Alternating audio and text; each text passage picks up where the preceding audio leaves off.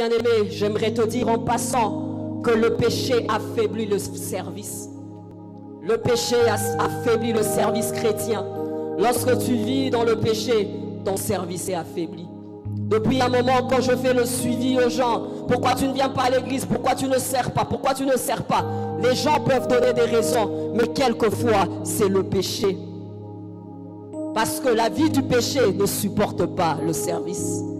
Tu verras, si tu passes par un moment, tu es fiancé, c'est la période de flirt, bien-aimé, tu ne vas pas pouvoir intercéder. Vous avez un halo là?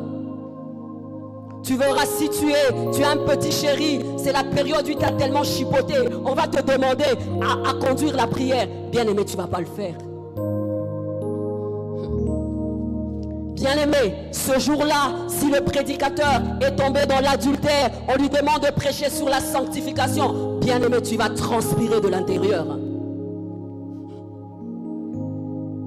Ce jour-là, on va te demander de prier pour un malade, bien-aimé, ou un possédé, et tu viens de tomber et de coucher avec une femme. Bien-aimé, tu vas trembler, tu ne seras pas ferme, tu ne vas pas le faire avec assurance. Bien-aimé, le péché amoindrit le service. Le péché amoindrit le service.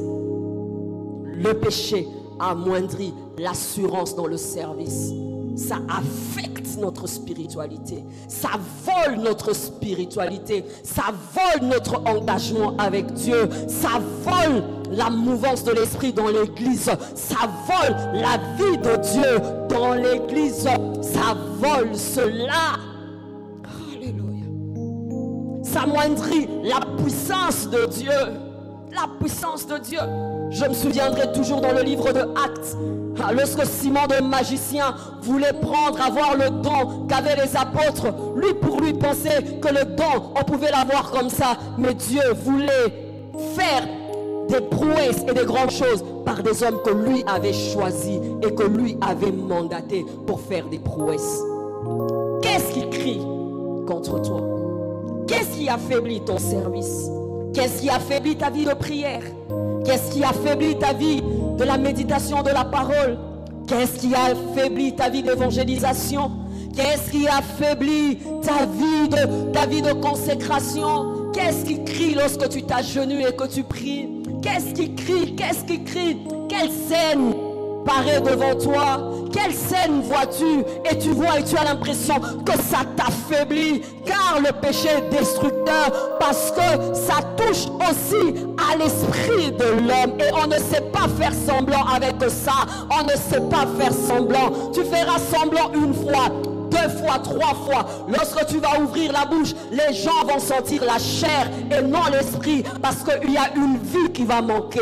Il y a une vie qui va manquer. Tu vas travailler le gestuel, tu vas travailler, je ne sais pas, le potentiel, tu vas travailler le comment faire, mais la vie va manquer. Nous voulons cette vie de pureté, parce que Dieu fait honneur au vase propre, au vase propre. Si tu n'es pas un vase propre, il ne peut pas te remplir.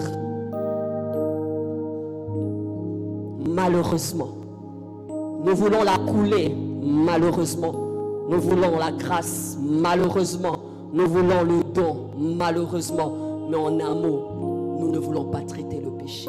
Nous voulons faire des choses, mais en étant dans notre vie de péché.